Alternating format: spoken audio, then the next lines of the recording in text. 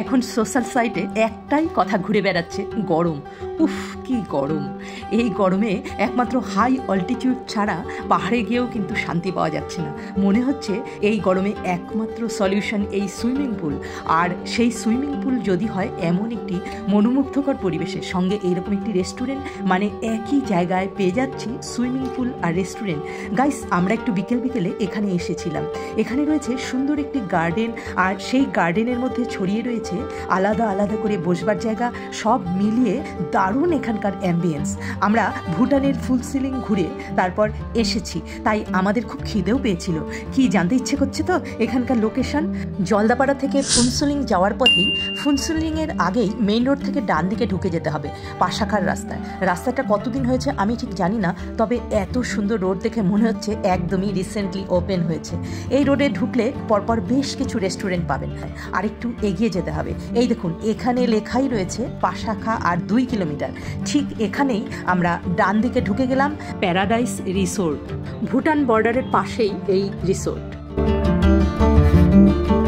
শিলিগুড়ি থেকে এই জায়গাটার দূরত্ব অনেকটা বেশি হলেও যারা আমার ডুয়ার্সের বন্ধুরা রয়েছেন তাদের জন্য কিন্তু এটা অত্যন্ত কাছের একটা দারুণ একটি জায়গা। একই সঙ্গে এখানে রেস্টুরেন্ট এবং সুইমিং পুল দুটোই সুন্দরভাবে চালানো হচ্ছে। এখানে লেখা রয়েছে I love paradise pool side. চলুন এবার আমরা পুল সাইডে একটু চলে যাই। পুল সাইডে কিন্তু সবাই ভীষণভাবে এনজয় করতে ব্যস্ত। এই গরমে এরকম একটি সুন্দর জায়গা পেলে কার না ভালো লাগে বলুন? এখানে কিন্তু সকাল থেকে সন্ধ্যা অবধি খোলা থাকে, চলে আসতে পারেন এখানে এনজয় করতে। ব্যাকগ্রাউন্ডে সুন্দর মিউজিক বেজে চলেছে, দারুণ একটা এনভায়রনমেন্ট বসার। এখন একটু খেতে হবে আমাদের।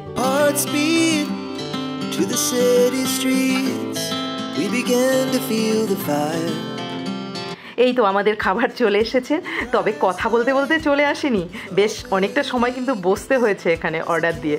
যাই হোক, খাবার চলে এসছে, আর তর্স হচ্ছে না, এখন তাড়াতাড়ি খেতে বসতে হবে। এত খিদে পেয়েছে যে কি বলবো। এত সুন্দর তন্দুরি রুটি আর চিকেন কারি, ভাবছি খেতে কেমন হবে, দেখি এবার টেস্ট করে।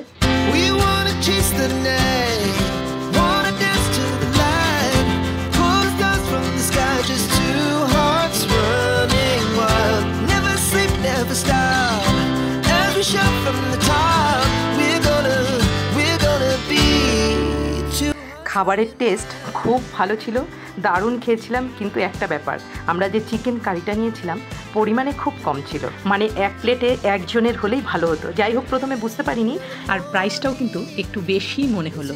আপনারা কি এখানে গিয়েছেন? আর গেলে আপনাদের এক্সপিরিয়েন্স কেমন হয়েছে কমেন্টে লিখে ফেলুন। যারা যাবেন নতুন, তাদের অভিজ্ঞতাও শেয়ার করুন। আর কার সাথে যাবেন আপনারা সেটাও কিন্তু এখনই মনে মনে ঠিক করে ফেলুন। অনেক ধন্যবাদ।